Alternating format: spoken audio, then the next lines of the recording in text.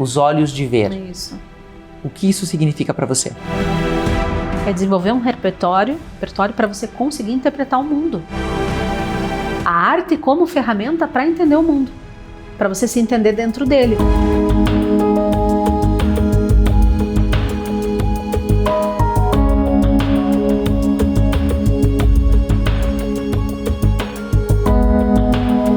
Ela se dedica a desenvolver produtos repletos de design e história, utilizando como principais matérias-primas o mármore e a fibra natural. Também está participando de uma exposição inaugurada ontem no Palacete dos Leões, chamada de Desfragmentos Têxteis. É com um grande prazer que eu converso agora com a inspiradora Ana Penso. Ana, é uma alegria imensa ter você aqui, que prazer. O prazer é todo meu, tô feliz pra caramba. Obrigada pelo convite. O papo promete boas reflexões, né? Vai ser. A gente vai tentar. Ana, primeiramente, eu queria falar um pouco da tua trajetória para quem nos assiste hoje. Porque você é uma mulher multifacetada. Então, se formou em design de produtos, mas também teve as suas incursões pelo design de interiores, transitou pela moda, né? E hoje a gente vê que você está realmente muito voltada ao design autoral. Uhum. Conta um pouco da tua trajetória. Então, eu comecei com o design de produto, porém, quando eu saí da faculdade em 2001, não era um terreno propício para trabalhar com design. Tinham poucos lugares, eram pouquíssimos mesmo. E disputados pra caramba.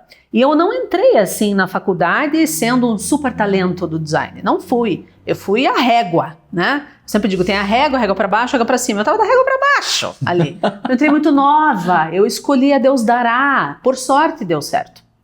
E saí da faculdade meio triste. Dali eu fui pra moda. Falei, não, vai ser alguma coisa assim. Fiz o que você imaginar. Senac, Senai, Tuiuti. Ganhei prêmios, né? Fui para desfiles fora, foi super legal. Depois fui para interiores, dei 10 anos aula no Centro Europeu para o pessoal de interiores.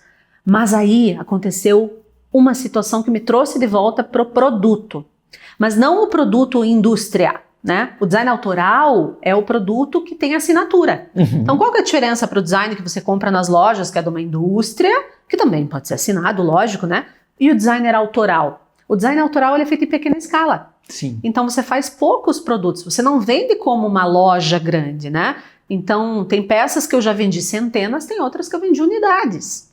Ele é mais exclusivo, ele é mais dedicado, né? Tem conceito envolvido e tem a questão do ego do artista, do designer, porque na maior parte das vezes o produto reflete aquilo que nós somos. Sem dúvida. Na prática é isso.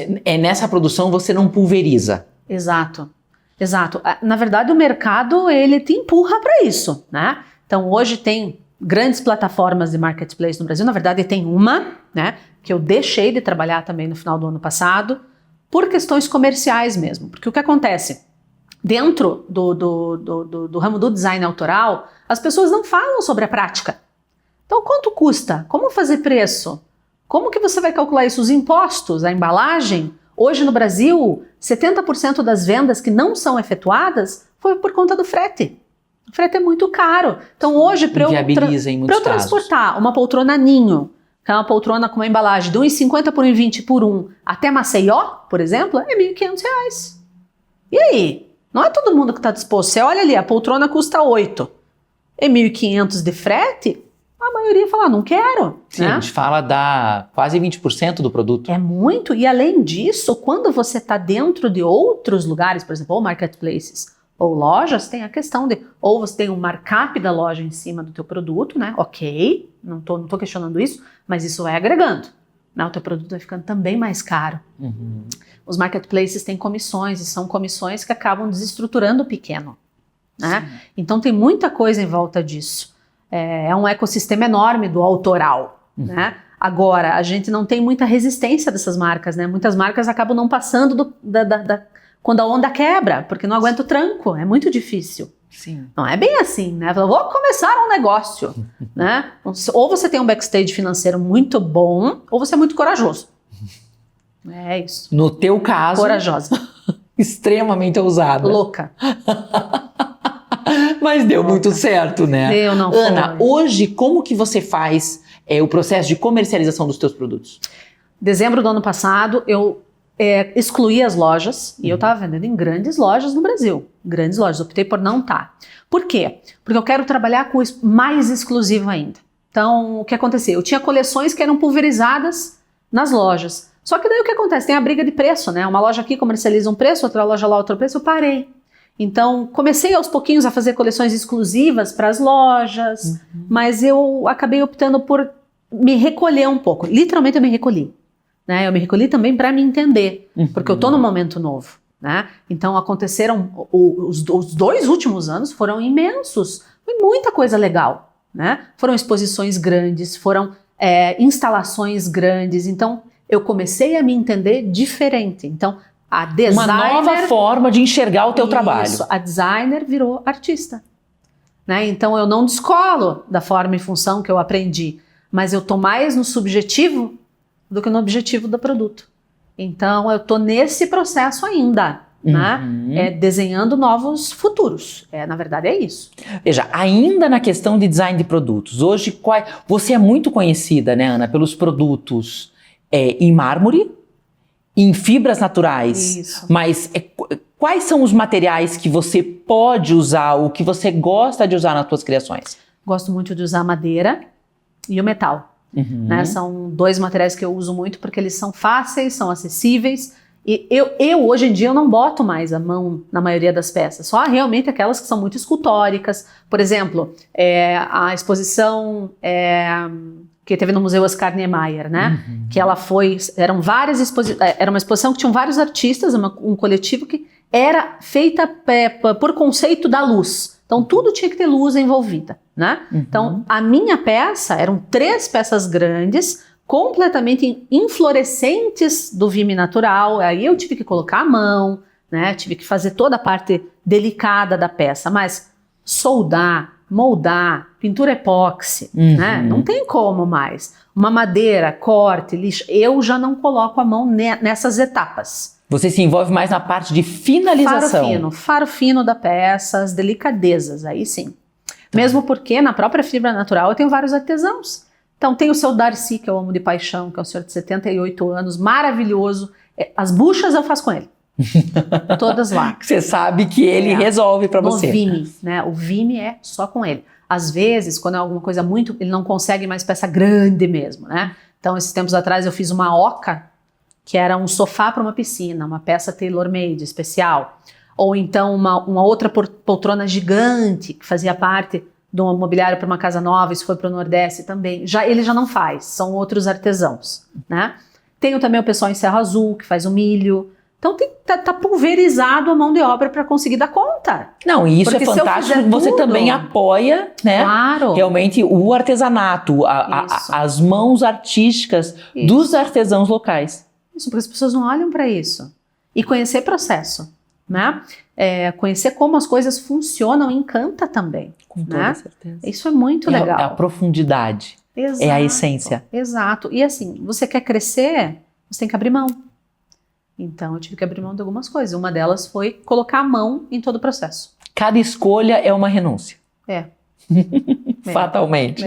Literalmente. Ana, deixa eu te perguntar o seguinte, falando em exposição, você inaugurou ontem uma exposição coletiva, Isso, nova. Deslocamentos Têxteis, que está acontecendo no Palácio dos Leões, né? É um lugar magnífico, convido todo mundo a conhecer, o lugar é lindo. Você já foi? Não, maravilhoso, lá lindo, já foi. É lindo, a maçaneta, os vidros, cada detalhe, as portas, é lindíssimo lugar por si só. São 2 exposições juntas, uma exposição que são dos mini têxteis, que é um grupo, eu tô dentro desse grupo. Dos mini têxteis. Vocês vão notar que a minha tem muito a minha personalidade, vai estar fácil de ver qual é. E junto está acontecendo a primeira individual da Verônica Filipac. Então tá tudo junto nessa brincadeira que é a arte têxtil, que se fala muito pouco no Brasil. E o mini têxtil, né, que é essa exposição, tá muito em voga fora. Então a gente quis trazer para Curitiba essa tendência. E a exposição começou ontem, dia 7, ela fica até quando? São 4 semanas. 4 semanas, até a primeira semana de dezembro. Primeira semana de dezembro. Isso. A gente fica o convite para quem quiser, né, prestigiar a Ana e todos os outros artistas que estão envolvidos nesse projeto. No final da nossa entrevista, nós vamos deixar aqui embaixo para vocês todas as informações referentes à exposição e o contato para que vocês tenham todas as informações. Ana, falando agora, você comentou do lado dessa transição entre o design de produto e o lado artista, que sempre teve e que cada vez mais está evidente no teu trabalho. Eu não tenho como deixar de mencionar uma instalação linda que você fez na edição do ano passado da Expo Revestir. E de lá para cá eu tenho visto muitas coisas tuas nesse sentido. Então, foi um convite lindo da Priscila, da Michelangelo. Eu fiquei surpresa quando eu recebi o convite, porque eu não sou arquiteta, né? Eu sou designer. Então, nós fizemos, foi um conceito voltado para o produto, porque o nosso produto principal eram os 2 sofás. Então, são 2 sofás inimagináveis em mármore, e é o mármore Michelangelo Prime. Um escândalo no meio Lindíssimo. Da feira, foi então, fantástico. O que a gente fez? A gente fez um ambiente todo escuro, com mármore escuro, quase preto, né? O teto todo com aquele tecido de palha vindo para tornar esse escultórico, mesmo porque a nossa ligação foi Cerro Azul. A minha mão de obra de milho é Cerro Azul e a jazida da Michelangelo está em Cerro Azul. Sim. Foi o que nos conectou. Olha. Foi justamente isso. Por isso que a gente colocou a palha no teto. Para fazer essa composição e os sofás numa iluminação especial para eles ali. E aquele sofá foi o bicho da goiaba para fazer, porque assim, a gente tem o material, mas a gente não tem a mão de obra. Sim. Então foi para São Paulo, uma mão de obra lá, teve mão de obra aqui também, mas foi bem complexo de executar. Ele é extremamente pesado. Então, a gente montou essa exposição na Galeria da Zilda Fraletti. A gente montou essa exposição 2 vezes no showroom da Michelangelo e ela foi para São Paulo na DW do ano passado. Ela ficou no Shopping Cidade Jardim, na parte do Home and Design. Toda aquela parte recebeu exposição. Foi enorme, grande, quase 20 metros de exposição. Gigante. E quase 20 metros? Sim, porque daí foi o portal, uma peça de fibra natural. Foram os candelabros, os sofás e toda aquela palha que estava no teto da Revestir, nós ressignificamos ela em todas as exposições. Ou ela estava no chão, ou ela estava na parede, ou ela estava vindo do chão e caindo na parede, lambendo o chão. Sempre tinha um conceito diferente para a palha, que envolvia o conceito do projeto. É de acordo com a estrutura que ela estava instalada. Exatamente. O que foi bacana lá em São Paulo foi o espaço. Agora, a logística para trabalhar com mármore, eu fiquei impactada. O que foi a logística para desembarcar tudo em São Paulo no shopping? Então, é tudo muito pesado. Você pensa, um sofá 800 quilos. Além do peso, os horários que vocês tinham que trabalhar no contraturno. Mão de obra tem que ser mão de obra qualificada. Sim. E a pessoa que lida com arte, com design, ela tem que entender o valor daquilo e o cuidado que ela tem que ter, né? Sim. Então, nossa, que equipe linda. Foi demais. Aí, a última exposição que nós fizemos foi na Casa L'Espace. Ficou lá um tempo, nós fizemos um circuito de palestras, que daí entra o outro lado da Ana, né, que é o meu trabalho com Olhos de Ver, e ali a gente colocou essa instalação junto com a palestra para as pessoas entenderem a transestética da arte. Então, o que a arte significa, onde ela entra na nossa vida, por que ela entra, onde ela está e por que ela permeia tudo, da nossa pasta de dente até onde a gente escolhe para morar. E realmente eu percebi, inclusive recebi, né, o convite de vocês para estar presente, que vocês fizeram vários bate-papos, promoveram vários encontros lá. Isso, o Adriano Tadeu Barbosa, que proporcionou toda essa curadoria para a Casa L'Espace, né, ele me convidou para fazer a exposição e aí a gente teve a ideia, poxa, a gente vai fazer tudo isso, por que a gente não traz um tema que seja latente, né? Então a gente trouxe o Olhos de Ver, que fala sobre capitalismo artista, e a transestética. Foram 3. A gente falou sobre passado, presente e futuro dentro desse tema cunhado pelo Lipovetsky, que é como a arte influencia absolutamente tudo. Né? Várias das nossas escolhas e como ela ajuda, como ela atrapalha, a linha do tempo da arte, o que isso quer dizer hoje para as nossas escolhas, o que hoje a gente está fazendo que lá atrás foi plantado. Você consegue ver na linha do tempo. E eu falo assim, linha do tempo, quando eu falo, não é só arte moderna, arte contemporânea. Eu estou falando lá atrás, estou falando 2.000, 3.000, 4.000 anos antes de Cristo. A gente começa lá, né, com a pré-história, a gente tem cavernas lindíssimas, egípcios, Oriente Médio, que é a minha paixão. Né? Você tem uma paixão, uma conexão muito grande, Oriente Médio, a história dos hebreus. Adoro. Como que você traz isso para o teu trabalho, Ana? Oriente Médio, a gente começa lá atrás, sumérios, assírios, babilônios, civilizações incríveis, Assim, eu não entendo como hoje a gente ainda não consegue fazer o que eles fizeram. É assim, estrondoso. Em matéria de arte também, são esculturas, são desenhos, são construções, a arquitetura deles. Hoje a gente fica cheio de frescura, não dá pra fazer isso, não dá pra fazer aquilo. O pedreiro, não consigo, aqui não dá. Olha a Tudo pirâmide. Olha as pirâmides, exatamente. Olha o que os caras fizeram. E tem vários outros, né? A gente fica focado em pirâmide, mas tem muita arquitetura, assim, gigantesca, que monumental, intriga. como foi feito, né? América do Sul. Ó, a gente tem nas Américas, né, Incas, Maias e Astecas, os caras são um grande segredo também. Sim. Mas dentro do Oriente Médio, eu tenho uma paixão muito especial pelo povo hebreu, que é o povo judeu, né, o que deu origem a Israel, toda a história daquela região, todo o conflito que está acontecendo agora, né? E eu sempre digo, toda a contextualização disso. Exato, porque assim, quando você fala em arte, quando você fala em design, não tem como não pensar em história. Como que você vai criar, por exemplo, eu criei os candelabros hebreus para Michelangelo. Então são candelabros de mármore, eles são esculpidos à mão do mesmo jeito que era feito lá atrás nas pedras do Monte Sinai, né? Mesmo jeitinho, sabe, das antigas civilizações. Então ele tem a vela e não um LED, que é justamente para trazer essa conexão. Ela tem uma auréola, que é um espelho dourado que reflete. Ele tem toda uma sacralidade naquela peça, uma peça de reflexão e é uma homenagem à história. Sim. Do povo, né? Então não tem como. Eu criei porque eu acho bonito. Entendeu? Eu acho isso muito raso. Você percebe muito isso hoje? Tem. Criei porque eu acho bonito? É bonito. Na verdade, as pessoas elas não juntam, né? Muitas vezes elas começam a ler, a ver, juntam informações, juntam imagens e trazem algo à vida, né? Vamos chamar assim. Fazem um mix.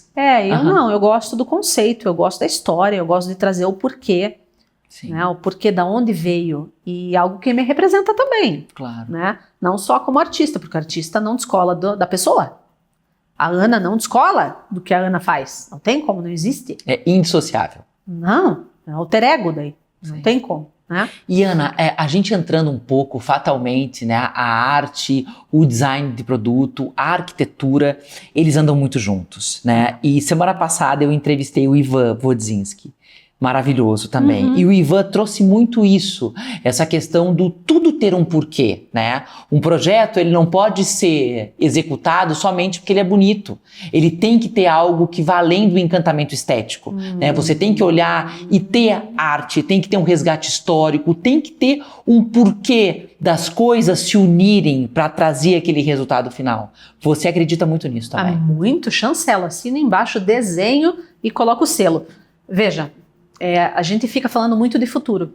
Às vezes acaba não vivendo o presente, né? A juventude em geral, essa nova geração, ela tende a negar tradições.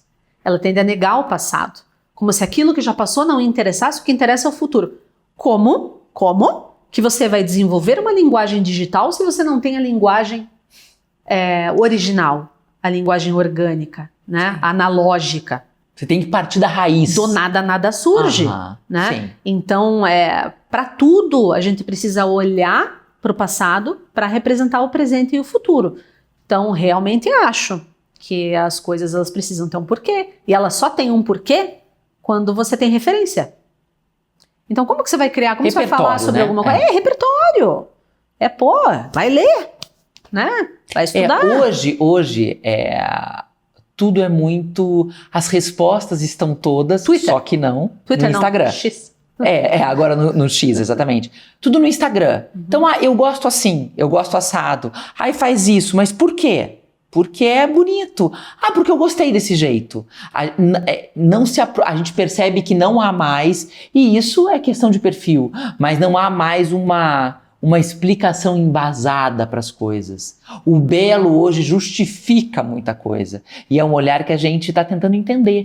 Porque realmente, sem você trazer a bagagem histórica, é muito difícil você realmente criar um resultado realmente conectado com a realidade, embasado. É o belo pelo belo, né? É só porque é bonito. Porque eu gostei. Porque, veja... são referências. O sensorial, né, o emocional, eles têm o seu valor. Mas a partir do momento que você tem um repertório que justifique as tuas escolhas, isso também é autoconhecimento. Claro, ó, vamos falar de design de experiência? Já teve no Pátio Batel aquela experiência Balloon, sabe? Um monte de bolinhas e você entra e faz fotos.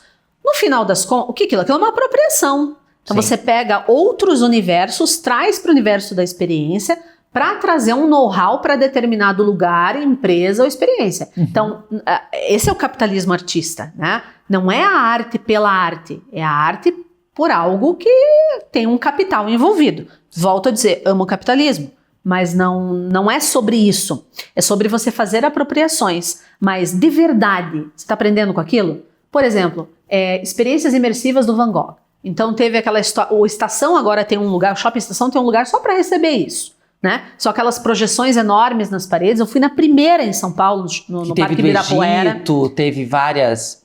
Agora é uma atrás da outra. Essa do Egito eu achei péssimo. Me desculpe quem fez, mas assim, péssimo. Outra, coloque projeção no teto. Eu sei que deve ser difícil, mas você entra nesses lugares, fica aquele teto preto e só... É legal, tá? Mas só é legal de verdade se você realmente conhece o artista, se você entende a história dele, ou se aquilo te provoca a entender aquilo depois. Se você vai para fazer foto, se vai para fazer foto e postar no Instagram, para que aquilo serviu? Para absolutamente porcaria nenhuma. Foi só para fazer uma fotinho. Vai no Museu Oscar Niemeyer, tira foto das obras e posta, entendeu? Você sabe o que é aquilo? Eu sempre falo, não é feio você não gostar de algo. Porque é muito fácil as pessoas julgarem você. Nossa, como que você... Eu não gosto de Picasso. Eu, Ana, não gosto de cubismo. Entende? Não vai. Mas eu respeito. Sim. Porque foi muito importante para o desenvolvimento, né, da arte, da cultura, faz parte de uma organização social, de todo um repertório. Ok, mas eu não preciso gostar. Entende? Eu não preciso ter vergonha de falar isso. Ai, mas um Picasso hoje vale milhões. E daí? Eu preferi um Monet. Mas não se conecta com você. Eu prefiro um Monet, eu prefiro outra coisa, né? Então a gente entender, conhecer, ir além do raso para poder ter uma opinião. Né? É aquilo que eu falo dos olhos de ver. E é você eu queria entrar exatamente muito nisso. É uma expressão que você usa muito, né? Os olhos de ver. É isso. O que isso significa para você? É desenvolver um repertório para você conseguir interpretar o mundo. A arte como ferramenta para entender o mundo. Para você se entender dentro dele. Você vai assistir um jornal, que hoje socorro, né? A mídia brasileira hoje é um perigo. Então, como que você assiste hoje? Por exemplo, eu tenho um conhecimento, não é um conhecimento in loco do Oriente Médio, mas eu estudo muito. Eu entendo muito do que está acontecendo ali. Entendeu? Entendo o que ali não é verdade, entendo o que ali está sendo contado transversalmente, entendo o que é mentira. São fatos, por exemplo, você botar uma camiseta da pró-Palestina e dizer que isso é incrível, você não sabe nada sobre história. E digo isso de certeza absoluta. Você não sabe, você não entendeu nem onde fica a Palestina, porque na verdade ela não existe. Né? Então, respeito a causa, não é isso, mas as pessoas estão vestindo uma camisa errada para um movimento errado para defender outras coisas que não fazem sentido com isso. Então, no mundo está muito fácil disso acontecer. Né? Então, os olhos de ver, ele não vai só para a arte, não vai só para o design, não só para a arquitetura, é para o mundo. Então, a história da arte te ensina tudo.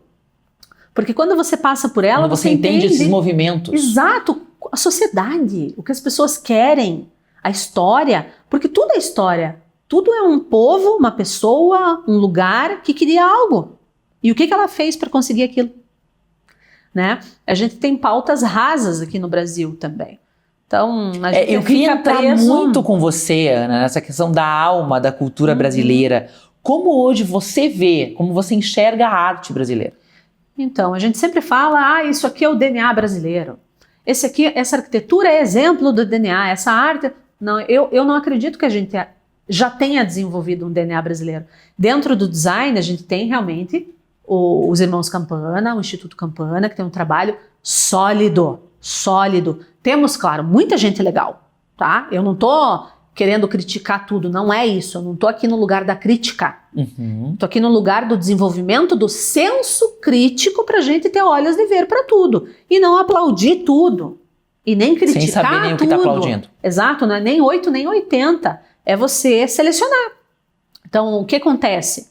A gente teve uma colonização portuguesa, que hoje ela é banida dos livros de história, ela é banida dentro do que a gente entende como cultura brasileira, e sim, tudo que nós temos aqui é cultura portuguesa e imigrantes, né? E a gente fica negando esse passado, a gente fica tentando construir um futuro, negando aquilo tudo que já existiu. Aí você constrói o quê? O nada, né?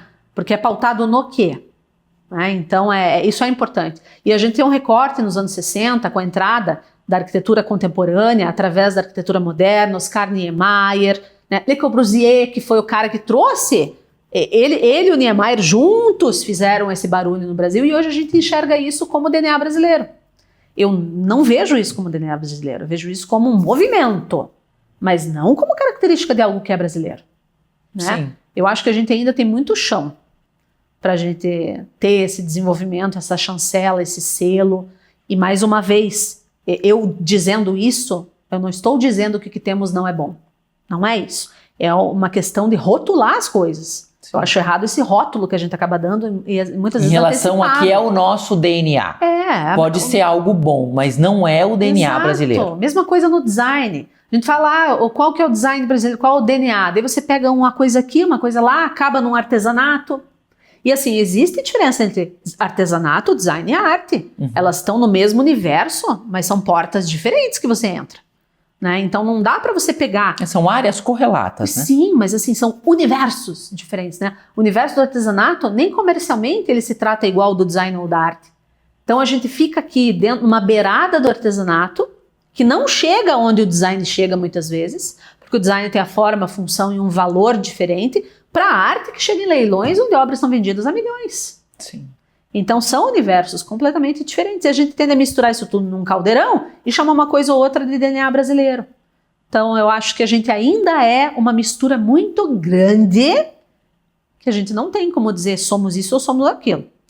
Você estava comentando muito da necessidade que você nota que ainda existe da gente se espelhar no outro. Sim, a gente fica olhando que é a síndrome do cachorro, o cachorro caramelo, né? O brasileiro é o cachorro caramelo. Ele está sempre sorrindo, ele está acenando, ele está balançando o rabinho, entendeu? Mas ele não se impõe. Sim. Né? Então, mas isso eu acho que a academia brasileira também precisa mudar. Eu acho que a gente precisa ter um outro olhar para o jovem que entra na faculdade, um outro olhar para as cadeiras que a gente desenvolve. Como quando esse cara cai no mercado, a realidade é outra também. O comércio brasileiro é diferente de qualquer outro lugar. Falando em Brasil, quando você olha para São Paulo, é diferente de Curitiba. Aliás, totalmente outro diferente. Mundo. Uhum. Então é um ecossistema gigante para a gente rotular mais uma vez. Sem dúvida nenhuma. Ana, trabalhando nessa transição e nessa união, né, de três áreas que se conectam, que é a parte de design interiores, design de produto, arte, design autoral. Você percebe muito que, de uma forma geral, para onde que está caminhando a arquitetura? Para onde que está se encaminhando esse mercado que une tantas expressões dentro de si? E que precisa buscar uma identidade cada vez mais própria, né? E pessoas realmente que busquem trazer esse DNA para dentro das casas, dos projetos, que a gente realmente consiga criar algo único. E não uma releitura do que já é feito ao redor do mundo. Bom, eu acho que isso se aplica também a arquitetos e designers de interiores, né? Quando a gente fala de referência. E eu acho que é uma questão também de um olhar aberto e afetivo para o próprio cliente, né? Porque muitas vezes, por que o cliente procura o profissional? Porque ele não sabe fazer o que o arquiteto faz ou o que o design interior faz. Ele não tem aquele conhecimento todo, né? O universo, aquela cartela enorme de opções que o profissional tem. Então o profissional acaba liderando, né? Com toda certeza. Parte. Por quê? Porque o cliente muitas vezes chega com o copo vazio. O profissional vai lá e enche com a referência dele. Então, o que acontece? Esse profissional também tem o copo que é enchido por outro organismo. Então, a gente acaba tendo uma pasteurização. Se você for olhar assim, as revistas estão meio mortas, dizem que está voltando, mas a gente tem o digital. Então, você olha, às vezes você vê muito mais do mesmo. Porque o brasileiro ele precisa estar dentro de um bando, ele precisa seguir uma tendência. Mas eu acredito que tudo isso acontece por falta de referência, de cultura, de desenvolvimento de pesquisa, de senso crítico, né? O cliente que chega para comprar um mobiliário numa loja, ou que ele vai comprar uma obra numa galeria, ou ele vai escolher um arquiteto e depois vai ter que escolher acabamentos, mobiliário. Como ele tá de referências? Do que ele bebe? Da onde ele veio? Né? O que ele costuma consumir? A gente é o que a gente lê, o que a gente consome, o que a gente E você bebe. entende que hoje muito do trazer essa referência, quando o cliente não traz junto com ele, essa é uma grande responsabilidade que o arquiteto tem.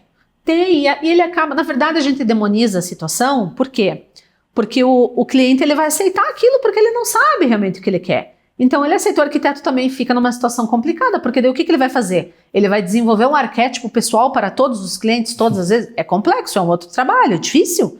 Vai para terapia, né? Então é um trabalho difícil, mas acaba que se repete os projetos, né? Tem vários escritórios que na verdade eu não sei, eu acho que pega o layout, só troca a planta e coloca a mesma roupa em cima. É a sensação que eu tenho, que é a mesma coisa todas as vezes, né?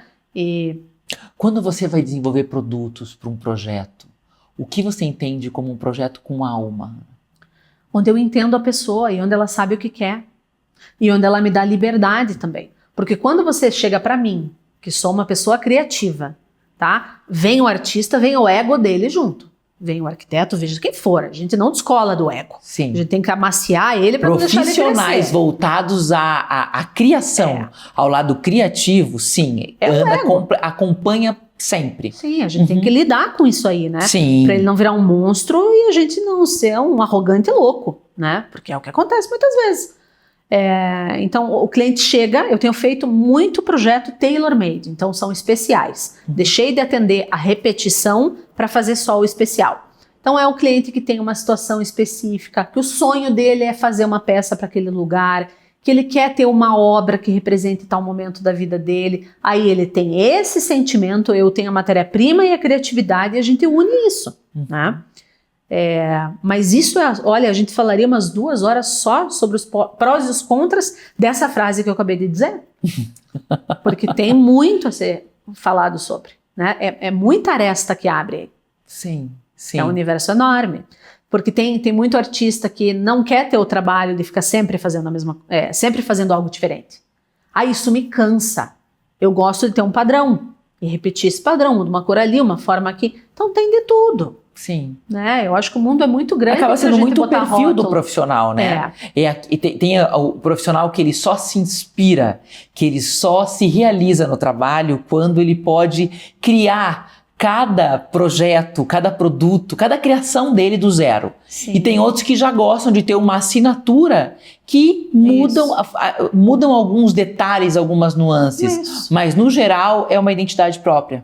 Eu queria entender, Ana, nesse momento onde a transição que você comentou do teu trabalho voltado ao design de produtos e agora a gente indo para uma transição cada vez maior para o mundo da arte. Quais são os teus próximos passos dentro da tua trajetória? O que o mercado pode esperar de Ana Penso e seus trabalhos? Eu estou no momento mais introspectivo e eu quero cada vez mais tanger esse universo da arte, o subjetivo. Tá? O subjetivo é que está me encantando, né? Mas tem algo além da arte, além dos projetos. Por exemplo, eu tenho um projeto enorme para uma incorporadora que vai sair daqui a 1 ano e meio, que é toda a área social da incorporadora, com as palhas, com as ondas, com esses projetos que envolvem a fibra natural. Tenho exposições, né, como a gente já comentou, o deslocamento dessa, têxtil. inclusive, que teve uma que foi lançada ontem. Exatamente, e terão outras, né?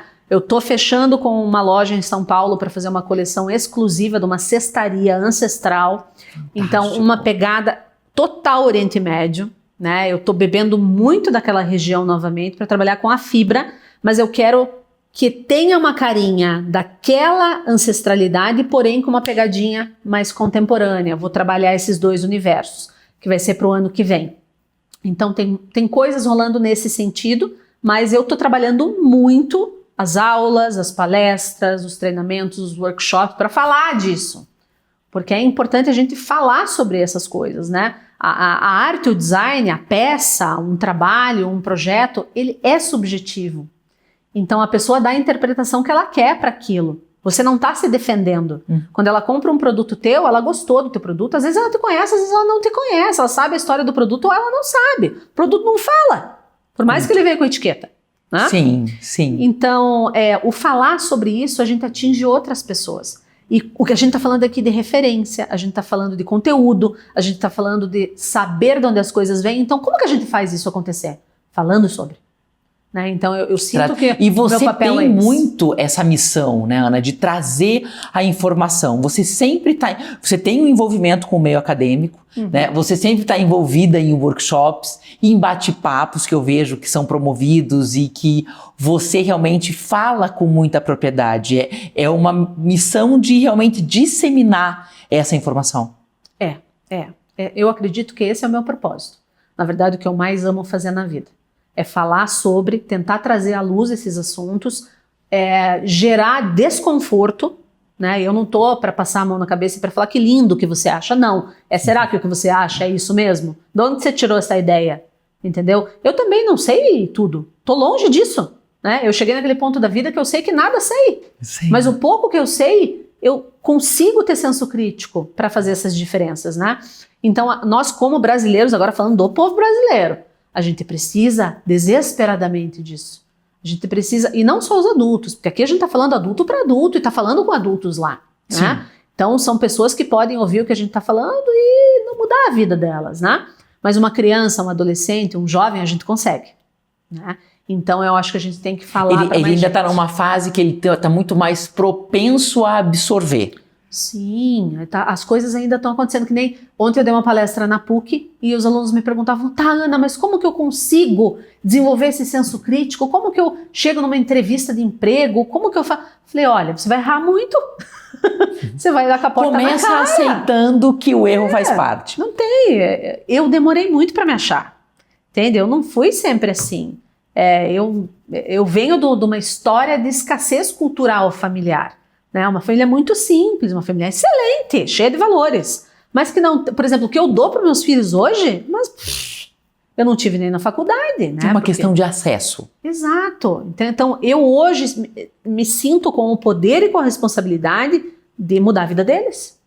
Trazer oportunidade para a vida deles. Com que eles cresçam com os olhos de ver.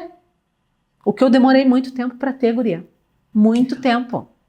Então agora realmente é uma busca incansável e constante. Constante, é pro resto da vida.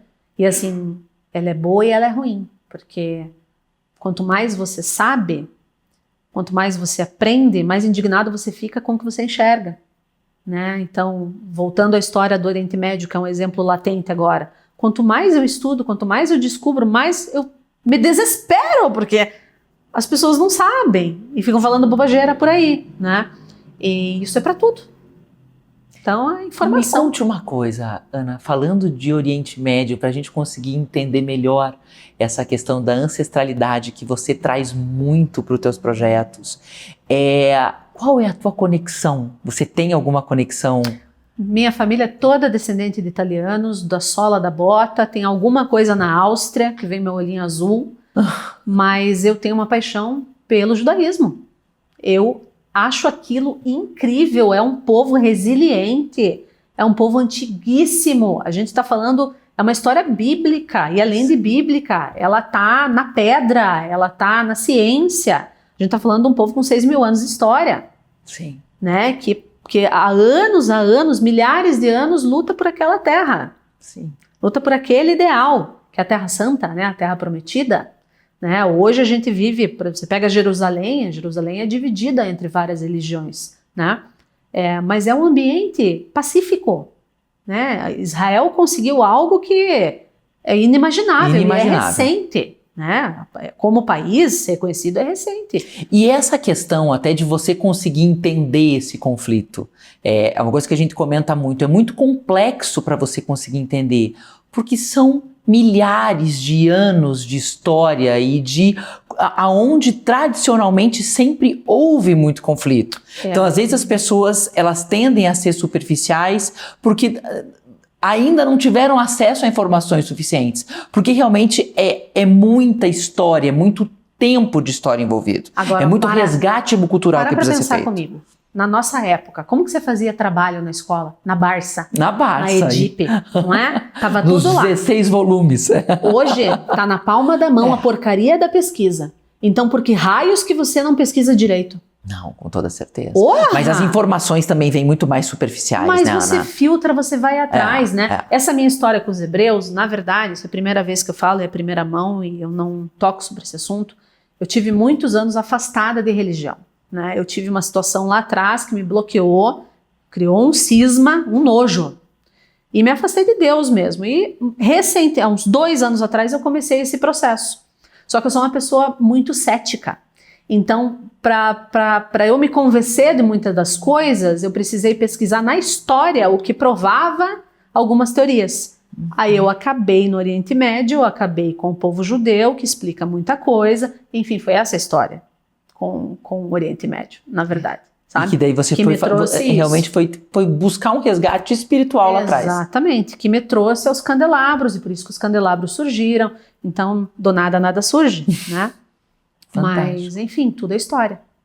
Ana, pra gente concluir esse nosso bate-papo delicioso, repleto de informação, e que eu tenho certeza que quem nos acompanha vai sair muito intrigado e muito reflexivo de todas essas informações, de todos esses convites à reflexão que você traz. Para onde a arte brasileira, de uma forma geral, para onde nós estamos caminhando? A gente está caminhando para um conhecimento de nós mesmos, né? É muito jovem, veja, a gente começou de verdade uma produção de arquitetura mais forte na década de 60. Olha, é pouquíssimo tempo. Meio século. É pouquíssimo tempo. E a gente vive, olha, veja se a gente não é um adolescente que experimenta. Quando eu era adolescente, eu era total rock and roll, tá? Então, nossa, era calça rasgada, camiseta de banda, aqueles Drop Dead, eu usava a marca, enfim. Fiz de tudo, jacu pra caramba, entendeu? Depois, quando eu fui pra moda, eu também passei uma fase jacu. Por quê? Porque você tá experimentando. Você não sabe quem você é, então você vai experimentando até você achar, né? É igual roupa, você vai vestindo até você achar alguma coisa que fica boa pra você, e daí aquilo tá bom pra você. Sim, então, aí você encontra o seu lugar. Nós com arte, com design, com arquitetura, somos exatamente assim. A gente não tem uma unidade, uma harmonia, um consenso sobre o que é o DNA brasileiro, a arte e a arquitetura.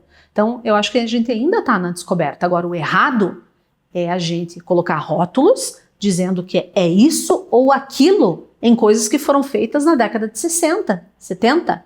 Então, nós não podemos ser a mesma coisa. Aquilo foi parte do que nós somos, mas não o que nós vamos ser.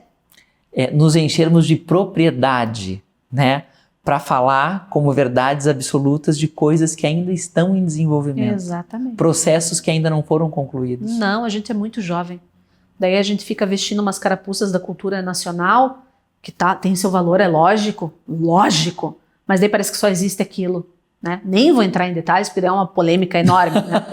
Mas poxa vida, tem muito mais do que isso, investiga, vai atrás. Desenvolver o senso de curiosidade, né? Exato. Entender os porquês. Exato. O povo brasileiro não foi... O Brasil não foi uma colônia dos portugueses? Sim. Qual é a origem dos portugueses? De onde eles vieram? Eles sempre foram portugueses? Quem colonizou Portugal? Qual é a história de Portugal? Quais foram os povos que passaram por lá? Então, nós somos tudo isso. Sim. Fora os imigrantes europeus que vieram. Então, como é que você vai dizer que a gente tem uma única forma de criar e de pensar? É impossível, isso que eu acho errado. E parece que é difícil de enxergar essa pluralidade. A gente enxerga como uma fraqueza. E não é. Muito pelo contrário. A gente tem visto cada vez mais as coisas. Isso é um convite à reflexão mesmo, né? Nós sempre precisamos de um aprofundamento maior. E hoje o que a gente percebe é uma geração que está vindo e que ela está cada vez mais desinteressada, né? E isso é preocupante, porque o Instagram não vai me mostrar fragmentos históricos, o Instagram ou o X, né? Não vão me mostrar da onde eu vim. Né? Então, os canais estão se tornando cada vez mais vastos, cada vez mais numerosos, mas cada vez mais superficiais. Hoje é muito difícil a gente conseguir ter um canal onde a gente consiga absorver informações de qualidade. Exatamente. E a gente está caminhando para algo que, se o resgate não for intencional, tem sido cada vez mais desafiador. Mas eu acho que o nosso papel é esse, o teu papel é esse. Está de parabéns com a proposta. Mas tem muita gente fazendo coisa boa por aí. Só que tem que cavar, tem que procurar. Porque assim, o algoritmo, ele premia a futilidade. Infelizmente é isso. Então tem que ir atrás. Ai, Ana, tudo pra você é fútil. Eu tenho um senso crítico bem apurado. Entendeu? Você quer pensar assim? Mas é uma questão de escolha. Ana, foi especial demais receber você. Muito obrigada. Esse bate-papo. Realmente a gente conversar, você é uma pessoa diferenciada, inspiradora, e a gente, aqui na agência, nós somos muito entusiastas do teu trabalho e torcermos para que você cada vez mais ganhe o mundo e encante o nosso mercado com as tuas produções riquíssimas. Muitíssimo obrigada. Eu que agradeço. Obrigada pela abertura, pelo convite. Foi uma delícia. Adorei. E assim a gente finaliza o nosso bate-papo com a designer de produtos e designer autoral, Ana Penso. E na próxima sexta-feira nós voltaremos falando de arte também, com um bate-papo delicioso com o artista plástico André Mendes. Até lá!